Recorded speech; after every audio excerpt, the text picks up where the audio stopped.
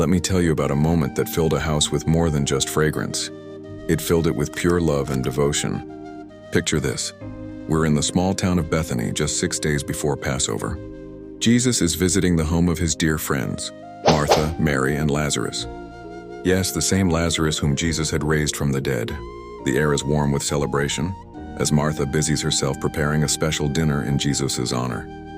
But it's what happens next that would be remembered for generations to come. Mary enters the room holding something precious in her hands, a jar of pure nard perfume. Now, this wasn't your everyday fragrance. This was luxury in its purest form, worth nearly an entire year's wages.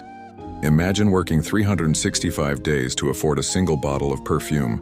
That's how precious this was. The room falls silent as Mary approaches Jesus. Without hesitation, without concern for what others might think, she does something extraordinary. She breaks open the jar and begins pouring this precious perfume on Jesus' feet.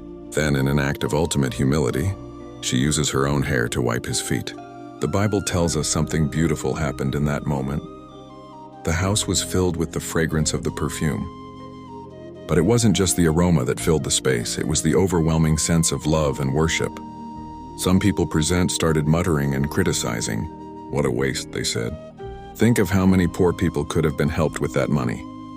But Jesus silenced them with words that revealed the deeper meaning of Mary's actions. Leave her alone. You see, while others saw waste, Jesus saw worship. While others calculated cost, Mary counted love. She understood something profound, that true love holds nothing back. Her act wasn't just about the perfume. It was about pouring out everything she had in devotion to Jesus. This story reminds us that sometimes the most powerful expressions of love aren't practical or logical. They're extravagant, they're beautiful, and they change the atmosphere around us.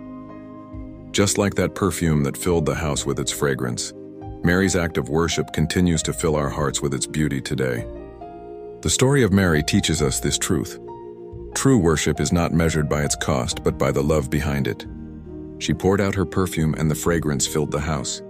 When we pour out our hearts, the fragrance of our worship fills our lives and overflows into the lives of others.